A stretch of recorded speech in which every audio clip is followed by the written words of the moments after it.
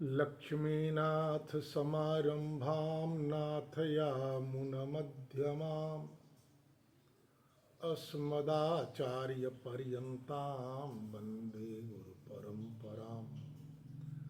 त्रिदण्डहस्तं सितयज्ञसूत्रं कासाय वस्त्रं लशदूर्ध्रपुण्ड्रं रथाङ्गशङ्खाङ्कितबाहुमूलं रामानुजार्यं शरणं प्रपद्ये। काषायं यज्ञसूत्रं शुचिवपुषि तथा चोर्ध्रपुण्ड्रं च भाले यस्यास्ते दक्षहस्ते कलिकुमतिगिरीन्द्रेन्द्रवज्रं त्रिदण्डं संसाराग्निप्रशान्त्यै भृतजलममलं दारुपात्रं पवित्रं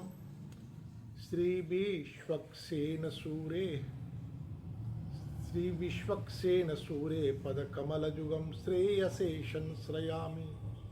काषायशोभिकमनीयवरं त्रिदण्डं सेने सजोगिपदपङ्कजभृङ्गराजं वैकुण्ठनाथचरणाम्बुजसक्तचित्तं लक्ष्मीप्रपन्नजतिवर्यमहं प्रपद्ये। कान्तिस्मृतानिन्दितशारदेन्दु जत्रैकतो विलसितामसिताङ्गशोभा वृन्दावनेऽपि कृतयामुनगाङ्गसङ्गं राधामुकुन्दयुगलं तदहं नमामि। कृष्णं नारायणं वन्दे कृष्णं वन्दे व्रजप्रियं कृष्णं द्वैपायनं वन्दे कृष्णं वन्दे पृथासुतं।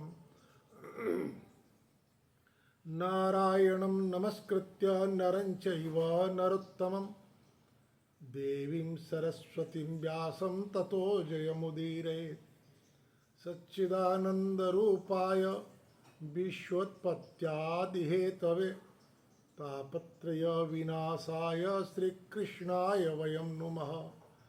जं प्रव्रजन्तमनुपेतमपेतकृत्यं द्वैपायनो विरहकातर आजुहाव। पुत्रेति तन्मयतया स्तरवोऽभिनेदुस्तं सर्वभूतहृदयं मुनिमानतोऽस्मि। श्रीकृष्ण गोविन्द हरे मुरारे हे नाथ नारायण वासुदेव। श्रीकृष्ण गोविन्द हरे मुरारे हे नाथ नारायण वासुदेव। हे नाथ नारायण वासुदेव। हे नाथ नारायण वासुदेव। हे नाथ नारायण वासुदेव। हे नाथ नारायण वासुदेव। श्रीकृष्ण गोविन्द हरे मुरारे हे नाथ नारायण वासुदेव। प्रेम से बोलिए भाष्यकार भगवान श्री रामानुजाचार्य स्वामी जी महाराज की जय। विश्ववंजगदाचार्य श्रीमद विश्वक्सेनाचार्य श्री त्रिदंडी स्वामी जी महाराज की जय। पूज्य पाद प्रातः स्मरणीय नित्य बंदनीय हृदय स्मरणीय श्रीमद जीयर स्वामी जी महाराज की जय। श्री राधा कृष्णचंद्र भगवान की जय। श्रीमद् भागवत महापुराण की जय। वेदव्यास जी के मानसिक असंतोष दूर करने का उपाय भगवान के लीला जस का गायन और लेखन करने की बात बतला। देवर्षि नारद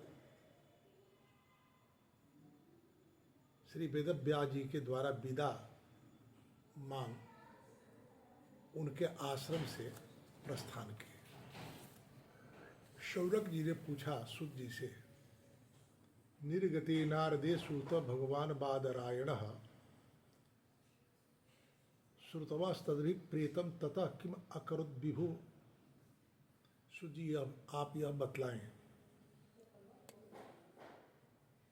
कि वेदव्यास जी के को प्रेरित कर जब देवर्षि नारद उनके आश्रम से चले गए तो उनके देवर्षि नारद के जाने के बाद वेदव्यास जी ने क्या किया। सूत जी कहते हैं ब्रह्म नद्याम सरस्वत्याम आश्रम पश्चिमे तटे सम्याप्रास इति प्रोक्त ऋषिणाम सत्रवर्धन। सरस्वती नदी के पश्चिम तट पर शम्य प्रास नामक एक आश्रम है। वहाँ ऋषियों का यज्ञ नित्य निरंतर चला करता है। वहीं व्यास जी का भी अपना आश्रम है जो चारों तरफ से बैर के वन से घिरा हुआ है, इसीलिए उसे बदरी वन भी कहते हैं, बद्रिकाश्रम भी कहते हैं। उस आश्रम में बैठकर उन्होंने आचमन किया और अपने मन को समाहित किया। भक्ति योग के द्वारा अपने मन को पूर्णतया एकाग्र और निर्मल करके आदि पुरुष परमात्मा को उनके आश्रय में रहने वाले आदि पुरुष परमात्मा और परमात्मा के आश्रय में रहने वाले संपूर्ण माया को उन्होंने देखा। वेदव्यास जी ने इसी माया से मोहित होकर यह जीव तीनों गुणों से अतीत होने के बाद भी स्वयं को त्रिगुणात्मक मान लेता है और इस मान्यता के कारण होने वाले अनर्थों का भोग भोगता है। इन अनर्थों की शांति का साधन साक्षात है भगवान का भक्ति योग। परंतु संसार के लोग इस बात को नहीं जानते। यही समझकर उन्होंने इस परमहंसों की संगीता श्रीमद् भागवत की रचना करी। इसके श्रवण से पुरुषोत्तम भगवान श्री कृष्ण के प्रति परम प्रेममयी भक्ति हो जाती है, जिससे जीव के शोक मोह और भय नष्ट हो जाते हैं। उन्होंने इस भागवत संहिता का निर्माण और पुनरावृत्ति करके इसे अपने निवृत्ति पारायण पुत्र श्री सुखदेव जी को पढ़ाया। क्या किया? शौनक जी ने पूछा कि देवर्षि नारद के जाने के बाद वेदव्यास जी ने क्या किया। तो अपने मन को समग्रता पूर्वक समाहित करके बाह्य जगत से समेटकर आचमन पूर्वक भगवान भक्ति योग का आश्रय लेकर के भगवान को और भगवान के माया का उन्होंने दर्शन किया। देखना तो दोनों को है, भगवान को भी जानना है और माया को भी जानना है। केवल एक को जानने से बात नहीं बनती। धर्म भी जानना है कि धर्म क्या है ताकि हम उसे कर सकें। अधर्म को भी जानना है ताकि उससे हम बच सकें। जीव जो होता है शुद्ध बुद्ध प्रबुद्ध होता है, लेकिन इस जगत के माया के कारण विषयों के साथ संबंध होने से वह भी विषयों के प्रभाव से दूषित हो जाता है। ऐसे सूर्य की किरण में सातों रंग है, दिखता नहीं है। जिस विशेष रंग के वस्तु पर सूर्य की किरणें पड़ती हैं, वहाँ से परिवर्तित होने वाली किरणें ठीक उसी तरह की दिखने लगती हैं। लाल रंग के शीशे से छनकर आने वाली सूर्य की किरणें लाल, हरे रंग के शीशे से छनकर आने वाली किरणें हरी दिखती हैं। तो इस संसार में भिन्न भिन्न प्रकार के लोग हैं। संसार में अनेक विषय हैं। जिस विषय के संसर्ग में हम जुड़ते हैं उस समय हमारे भीतर वैसे विषय के प्रति अनुराग और प्रवृत्ति जन्म ले लेती है। यही कारण है जैसा कि वेदव्यास जी ने अनेकानेक ग्रंथों की रचना करी। उन ग्रंथों के द्वारा बतलाए गए धर्म, स्वर्ग और नरक का वर्णन अर्जुन ने भी पढ़ा था।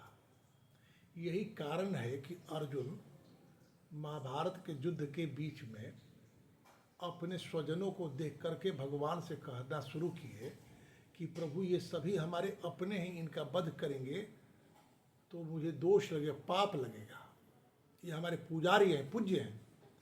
भगवान कहते हैं कि अर्जुन, शास्त्र की हर बातों को जानने की आवश्यकता नहीं है। सागर भरा है, नदियां अप्लावित हैं, लेकिन जितनी आवश्यकता होती है उतना ही कोई व्यक्ति जल लेता है। अभी आवश्यकता है कि वेदवाद में जो आप फंसे हो तो वह भी गुणातीत नहीं है, तुम गुणातीत हो जाओ। और जब जैसे तुम गुणातीत हो जाओगे तो इस संसार का कार्य तुझे बंधन में नहीं डालेगा, गुण ही बंधन में डालता है। शौनक जी और उन्होंने इसकी रचना करी, पुनरावृत्ति करी, ताकि उसमें कोई दोष ना हो, दिखे दोष हो उसका संस्कार पूर्ण संस्करण हो जाए। जब पूर्ण रूप से दोष मुक्त लेखन हो गया तो उन्होंने अपने परम प्रिय निवृत्ति पारायण पुत्र सुखदेव जी को पढ़ाया। सुखदेव जी को कैसे पढ़ाया? सुखदेव जी तो जन्म के बाद यज्ञोपवीत भी नहीं हुआ था और घर छोड़कर चले गए थे, फिर वे आए कैसे? तो शौनक जी कहते हैं, ये पूछते हैं शौनक जी, तो सुख जी उनका उत्तर देते हैं, आत्मा रामश्च मुनयो निर्ग्रंथा अप्युरुक्रमे कुर्वन्त अहेतुकीं भक्ति इत्थम भूत गुणो हरि।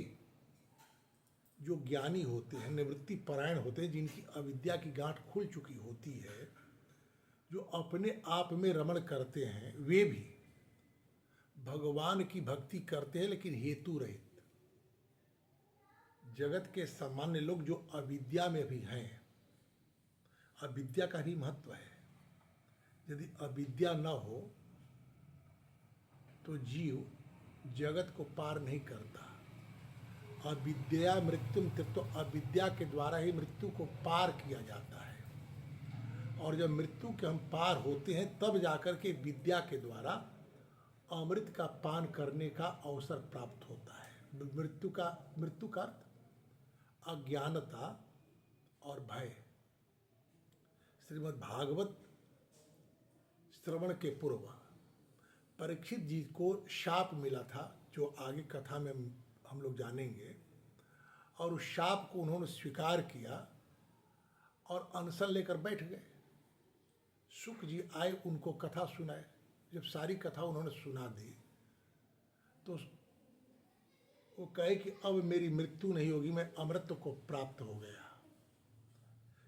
जो तक्षक डसेगा तो मेरे शरीर को डसेगा, मेरे आत्मा को नहीं। क्योंकि संपूर्ण भागवत की कथा सुनने के बाद जब परीक्षित जी को ज्ञान की प्राप्ति हो गई तो निर्भीक हो गए।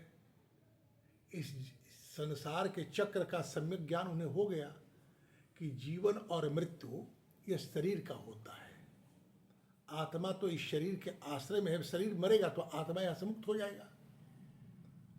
तो कहते हैं कि ये हेतु रहित भक्ति वे भी करते हैं जिनकी अविद्या की गांठें खुल गई होती हैं, जो आत्मा राम होते हैं।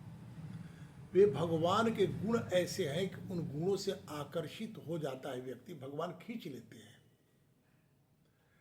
फिर सुखदेव जी तो भगवान के भक्तों के अत्यंत प्रिय एवं स्वयं भगवान वेदव्यास जी के पुत्र हैं। एक बात तो निश्चित है, जन्म के पहले,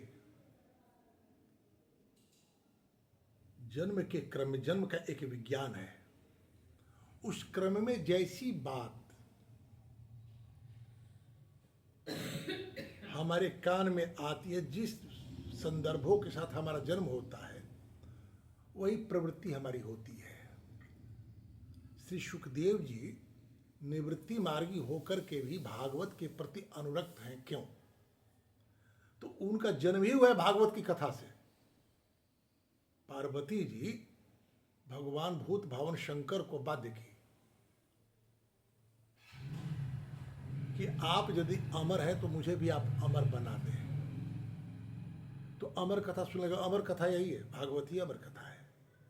और वह अंडे के रूप में तोता सुन रहा था। सुनते सुनते वो उस अंडे से बाहर निकला, चूजा हो गया। तो जो गर्भावस्था में जन्म के प्रक्रिया में ही जिसने भागवत की कथा सुनी हो, तो वह अविद्या से दूर होने के बाद भी भागवत के प्रति तो उसका अनुराग रहेगा ही रहेगा। इसीलिए यदि हम चाहते हैं, लोग चाहते हों कि उनके घर में सत्संततियाँ जन्म लें, तो गर्भावस्था में सत्शास्त्रों का श्रवण, सद्विचार का चिंतन तो करना पड़ेगा। लेकिन आजकल जो यह समाज में अनाचार फैल रहा है, इसका कारण बस एक मात्र एक है कि गर्भावस्था में भी अमर्यादित जीवन जीने वाले माता पिता जो हैं, वे अपने संतानों के शत्रु हैं। वे फिर बाद में रोते हैं कि हमारी संतति, हमारा पुत्र, हमारी पुत्री मुझे इस तरह से पीड़ित कर रही है। तो गलत करते हैं, दोष तो उनका है। तो कहते हैं कि सुखदेव जी भगवान के भक्तों के अत्यंत प्रिय एवं स्वयं भगवान व्यास देव के पुत्र हैं। भगवान के गुणों ने उनके हृदय को अपनी ओर खींचा। उन्होंने उसे विवश होकर के इस विशाल ग्रंथ का अध्ययन किया। तो वहाँ व्यास जी अपने शिष्यों को भेजे थे। सुखदेव जी जहाँ वन में रहते थे, और जाकर के भगवान के सुंदर रूप का शब्द चित्र, बरहा, पीडम, नटवर, बपू आदि आदि, वहाँ जाकर के लोग सुना रहे थे। सुखदेव जी के कान में ये बात पड़ी कि भगवान इतने सुंदर हैं। संसार में आप इस जगत में रहें या जगत के बाहर रहें, जगत का अर्थ माइक जगत, पारमार्थिक जगत नहीं। माइक जगत से हम बाहर जाते हैं। सन्यासी जो होते हैं वे जगत में रहते हैं, लेकिन जगत में रहते नहीं, वे परमार्थिक जगत में रहते हैं। तो परमार्थिक जगत में रहने वाले व्यक्ति को भी सुंदरता प्रिय है, सौंदर्य सभी देखना चाहते हैं। तो इस प्रारब्ध पूर्ण जगत में लोग अपने सुंदरता की जो कामना होती है वे अपने संबंधों में देखते हैं। लेकिन जो परमार्थिक जगत में रहता है वो परमात्मा में देखता है, परमात्मा के सौंदर्य को देखता है। तो भगवान के सौंदर्य को सुन करके वो खिंच पड़े और आकर के उन्होंने अध्ययन किया। सुख जी कहते, शौनक जी, जब मैं राजर्षि परीक्षित के जन्म, कर्म और मोक्ष तथा पांडवों के स्वर्गारोहण की कथा कहता हूँ, कह रहे हैं कि अब मैं आपको कथा कहूँगा राजर्षि परीक्षित के जन्म, उनके कर्म और पांडवों के स्वर्गारोहण की। यही भागवत की कथा है। ये कल ये बात हुई थी कि भूमिका कल होगी, तो यहाँ से भूमिका शुरू हुई। जिस समय महाभारत युद्ध में कौरव और पांडव दोनों पक्ष के बहुत से वीर वीर गति को प्राप्त हो गए। भीमसेन की गदा के प्रहार से दुर्योधन की जांघें टूट चुकी। तब अश्वत्थामा अपने स्वामी दुर्योधन का प्रिय कार्य समझकर द्रौपदी के सोते हुए पुत्रों का सिर काटकर उसे भेंट किया दुर्योधन को। यह घटना दुर्योधन को भी अप्रिय ही लगी, क्योंकि ऐसे नीच कर्म की निंदा सभी करते हैं। उन बालकों की माता द्रौपदी अपने पुत्रों की मृत्यु की सूचना सुनकर अत्यंत दुखी हुई, आंखों में आंसू आ गए, रोने लगी। अर्जुन ने सांत्वना देते हुए कहा, तदा शुचस्ते प्रव्रजामि भद्रे यद ब्रह्म बंधो शिरा आततायिनः गांडीव मुक्तरि विशिखैरुपारे त्वाक्रम्य जतस्नास्य दुग्धपुत्रा। मैं इस हत्यारे ब्राह्मण का सिर काटकर तुम्हें भेंट करूंगा। और द्रौपदी, आप अपने पुत्रों की अंत्येष्टि हो जाने के बाद उसी के रक्त से स्नान करेंगी, तब मैं आपको सांत्वना दिलाऊंगा। अर्जुन की इन मीठी और विचित्र बातों से अर्जुन ने द्रौपदी को सांत्वना दी और अपने मित्र भगवान श्री कृष्ण की सलाह से उन्हें सारथी बना, कवच धारण कर गांडीव धनुष लेकर रथ पर सवार हुए और गुरुपुत्र अश्वत्थामा के पीछे दौड़ पड़े। बच्चों की हत्या से अश्वत्थामा का मन भी उद्विग्न हो गया था। जब उसने दूर से देखा कि अर्जुन मेरी ओर दौड़े हुए आ रहे हैं, तब वह अपने प्राण की रक्षा के लिए पृथ्वी पर जहां तक भाग सकता था भागा। रुद्र से भयभीत सूर्य की भांति भागता रहा। जब उसने देखा कि मेरे रथ के घोड़े थक गए हैं और बिल्कुल मैं अकेला हूं, तब उसने अपने आप को बचाने का एकमात्र साधन सोचकर ब्रह्मास्त्र का प्रयोग कर दिया। उस अस्त्र से सारी दिशाएं जलने लगी। अर्जुन ने देखा कि अब तो मेरे प्राण पर ही संकट आग पड़ा है। कृष्ण से प्रार्थना करें, कृष्ण कृष्ण महाबाहो भक्तानाम अभयंकर त्वमेको दह्यमानानाम अपवर्गोसी संस्कृति। हे कृष्ण, तुम सच्चिदानंद स्वरूप परमात्मा हो, तुम्हारी शक्ति अनंत है। तुम ही भक्तों को अभय देने वाले हो। जो संसार की धधकती हुई आग में जल रहे हैं उन जीवों को उससे उबारने के एकमात्र सहारा आप ही हो। तुम प्रकृति से परे रहने वाले आदि पुरुष साक्षात परमेश्वर हो। अपनी चित्त शक्ति से बहिरंग एवं त्रिगुणमयी माया को दूर भगाकर अपने अद्वितीय स्वरूप में आप स्थित रहते हो। वही तुम अपने प्रभाव से माया मोहित जीवों के लिए धर्म आदि रूप कल्याण का विधान भी करते हो। तुम्हारा यह अवतार पृथ्वी का भार हरण करने के लिए और तुम्हारे अनन्य प्रेमी भक्त जनों के निरंतर ध्यान स्मरण करने के लिए ही है। हे स्वयं प्रकाश श्री कृष्ण, यह भयंकर तेज सब ओर से मेरी ओर आ रहा है। यह क्या है, कहाँ से और क्यों आ रहा है, इसका मुझे पता नहीं है। भगवान ने कहा, वेत्थेदम द्रोणपुत्रस्य ब्रह्मास्त्रम दर प्रदर्शितम नैवासो वेद संघारम प्राण बाधव उपस्थित है। अर्जुन, यह अश्वत्थामा द्वारा चलाया गया ब्रह्मास्त्र है। यह बात समझ लो कि प्राण संकट उपस्थित होने से इसने इसका प्रयोग किया है, परंतु अब इसे लौटाना उसे आता नहीं। किसी भी दूसरे अस्त्र से इसको दबा देने की शक्ति नहीं है। तुम भी शस्त्र विद्या को भली भांति जानते हो। ब्रह्मास्त्र के तेज से इस ब्रह्मास्त्र की प्रचंड आग को बुझा दो, अर्थात तुम भी ब्रह्मास्त्र का प्रयोग करो। सूर्य कहते, श्रुत्वा भगवता प्रोक्तम फाल्गुन परवीरहा अस्पृष्ट्वा परतम परिक्रम्य ब्रह्मम ब्रह्माय संदधे। अर्जुन विपक्षी वीरों को मारने में बड़े प्रवीण थे। भगवान की बात सुनकर उन्होंने आचमन किया और भगवान की परिक्रमा करके ब्रह्मास्त्र के निवारण के लिए ब्रह्मास्त्र का संधान किया, प्रयोग किया। बाणों से वेष्टित उन दोनों ब्रह्मास्त्रों के तेज प्रलयकालीन सूर्य और अग्नि की तरह आपस में टकराकर सारे आकाश और दिशाओं में फैल गए। तीनों लोकों को जलाने वाली उन दोनों अस्त्रों की बड़ी हुई लपटों से प्रजा जलने लगी और उसे देखकर सबने यही समझा कि प्रलय काल की सांवर्तक अग्नि आ चुकी है। उस आग से प्रजा का और लोक का नाश होते देख भगवान की अनुमति से अर्जुन ने उन दोनों को ही लौटाया। पहले चलाए, उसको प्रभावित किए, तब दोनों ब्रह्मास्त्र को लौटा लिए। अर्जुन की आंखें क्रोध से लाल हो रही थी। उन्होंने झपटकर उस क्रूर अश्वत्थामा को पकड़ लिया। जैसे कोई रस्सी से पशु को बांध ले वैसे ही बांध लिया, मारे नहीं, जबकि कहे थे कि मैं मार कर लाऊंगा उसका सिर काटकर। अश्वत्थामा को बलपूर्वक बांधकर अर्जुन जब शिविर की ओर ले जाना चाहे, तब भगवान श्री कृष्ण ने कुपित होकर कहे, क्या कहे, मौनम प्रार्थहसि त्रातुम ब्रह्म बंधो इमम जही जोशावानगसा सुप्तम अनधीनसी बालकन। अर्जुन, इस ब्राह्मण आदम को छोड़ना ठीक नहीं है, इसे तो मार ही डालो। इसने रात में सोते हुए निरपराध बालकों की हत्या की है।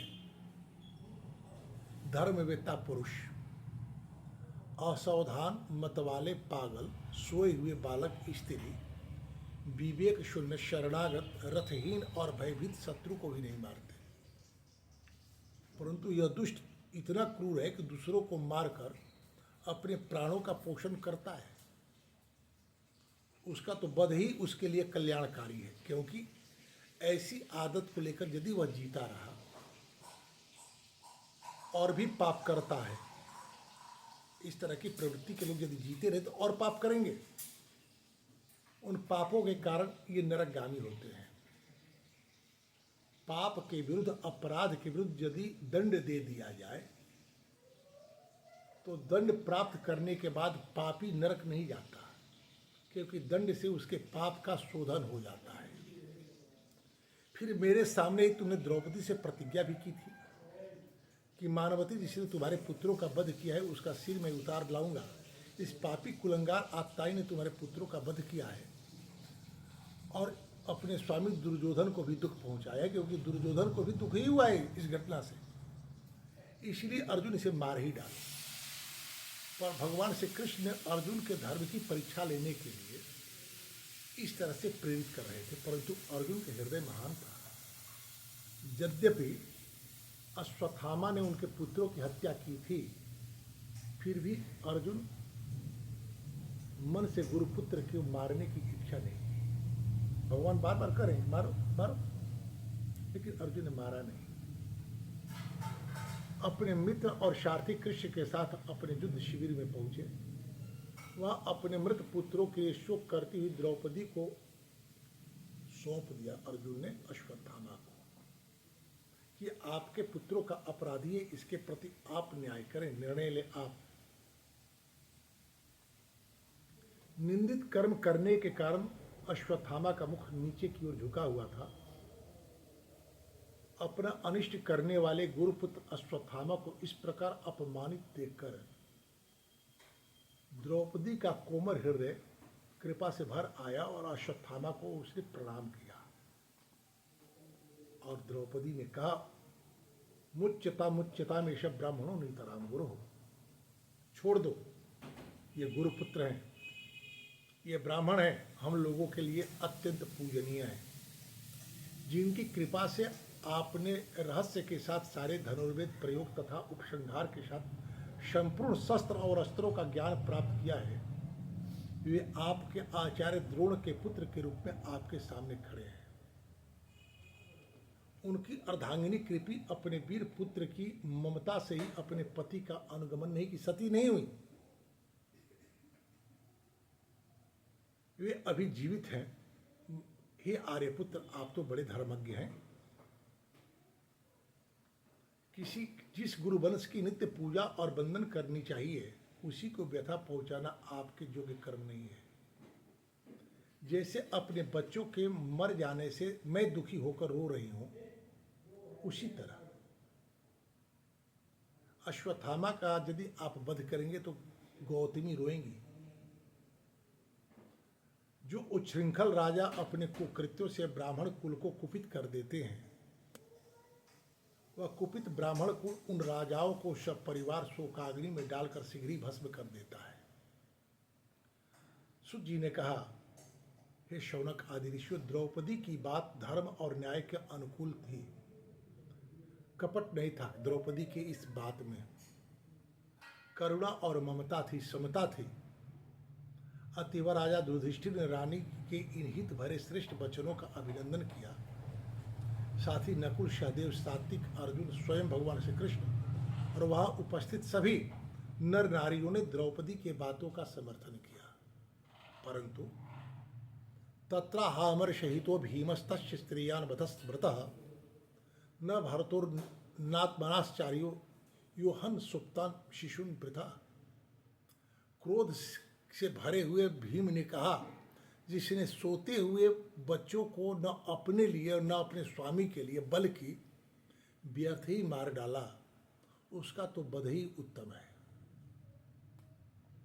भगवान श्री कृष्ण ने द्रौपदी और भीमसेन की बात सुनी, अर्जुन की ओर देखा और हंसते हुए भगवान ने कहा, ब्रह्म बंधुर्न हंतव्य आत्ताई वधारण मयिव उभयम मन्नातम परिपाह्यनुशासनम। अर्जुन, पतित ब्राह्मण का भी वध नहीं करना चाहिए और आतताई को छोड़ना नहीं चाहिए। ये दोनों बातें हमने शास्त्रों में कही है। अब आपका कर्तव्य है कि आप द्रौपदी और मेरी दोनों बातों का मान रखते हुए आप निर्णय लें कि आप क्या करेंगे, क्योंकि आपने भी द्रौपदी को सांत्वना देते समय जो प्रतिज्ञा की थी, उस प्रतिज्ञा के अनुसार इसका वध होना चाहिए, लेकिन ये ब्राह्मण है, पतित है, इसके बाद भी इसका वध नहीं होना चाहिए। अब निर्णय आपको करना है। सूत जी कहते कि अर्जुन भगवान के हृदय की बात समझे और उन्होंने अपने तलवार से अश्वत्थामा के सिर की मणि उसके बालों के साथ उतार ली। बालकों की हत्या करने से वो स्त्रीहीन तो पहले ही हो चुका था, ब्रह्म मणि के निकाले जाने से ब्रह्मतेज से भी रहित हो गया। इसके बाद उन्होंने रस्सी का बंधन खोलकर शिविर से निकाल लिया। वपनम द्रविणा दानम अस्थानान्निरयापनम तथा ऐसे ही ब्रह्म बंधु नाम बधो नान्योस्ति दैहिका। सिर मूड देना, धन छीन लेना, आस्थान से अपमान कर करके हटा देना, ब्राह्मणों का वध से भी बड़ा दंड है। शारीरिक प्रताड़ना करने की मर्यादा शास्त्रों में नहीं दी गई है। पुत्रों के मृत्यु से द्रौपदी और पांडव सभी शोकाकुल हो रहे थे। अपने मरे हुए भाई बंधु और पुत्रों की अंत्येष्टि करने के लिए वे अपनी पत्नियों को आगे कर आगे बढ़े। विपत्ति काल में स्त्रियों को आगे रखा जाता है। जीवन के अनुकूलता में स्त्रियां अनुगमन करती हैं, यह शास्त्र की मर्यादा है। दुर्योधन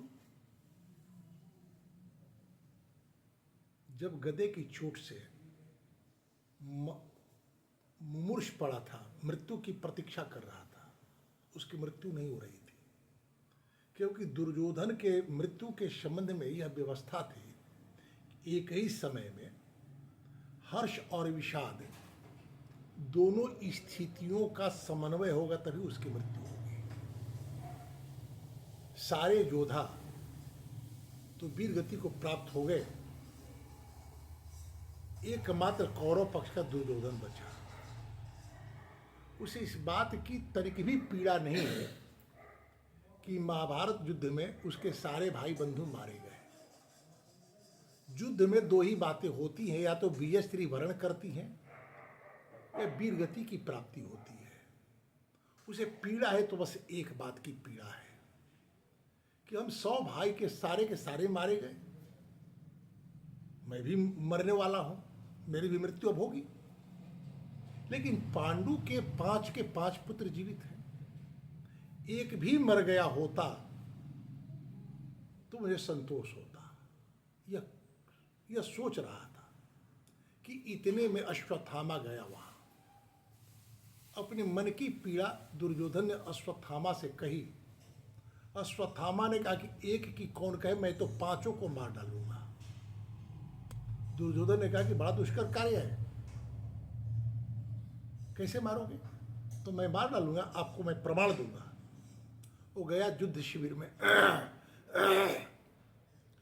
युद्ध लड़ना और युद्ध में विजय प्राप्त करना बहुत आसान है, लेकिन विजय के बाद की जो पहली रात होती है वो बड़ा ही संक्रामक होती है। विजय को पचा नहीं पाते लोग। भगवान श्री कृष्ण ने उस विजय की पहली रात पांडवों की रक्षा के लिए उनके शयन कक्ष से दूर अपने शिविर में लेकर चले गए। क्योंकि विजय के बाद होता यह है कि व्यक्ति विजय के लिए प्रयत्न करते समय श्रम करता है, थका होता है, सो जाता है, और ऐसी स्थिति में पराजित पक्ष उसके साथ कुछ भी कर सकता है। तो विजय के बाद सोना नहीं चाहिए। भगवान श्री कृष्ण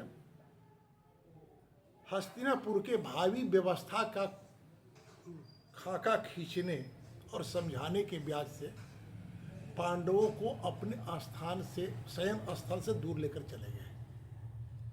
द्रौपदी के 5 पुत्र अपने अपने पिता के अनुकृति थे। पुत्रों का यह स्वभाव होता है एक है सज्जन ने लिखा, अथा तो पुत्र जिज्ञासा, पुत्र की कामना व्यक्ति करता क्यों है? तो जन्म लेत दारा हरे होत जुआ धन छीन, मुअला पमुह में आग देवे बेटा के गुण तीन, तीने को काम बेटा करेला। जन्म ले तो माई पर अधिकार कर लिया, माई अपने बेटा के फेरा में भुलाई बड़ी, बाबू के पूछत नहीं की। और जब सियान हुई तो ऊ कमाई, तो अपन तो कमाई अपना हिसाब से खर्चा करबे करी, बापों के कमाई वो अपने हिसाब से खर्चा करी, सारा योजना बना दी ऐसे ऐसे करे के बाद। अब मुगला के बाद आग दे दी। ये तीन गो काम खाती आदमी पुत्र के काम ना करेला। पुत्र अपना पिता के स्वत्व पर अधिकार करेला गेला जन्म लेला के तुरंत बाद से। तो द्रौपदी के पांचों पुत्र अपने अपने पिता के सैया पर सोए हुए थे।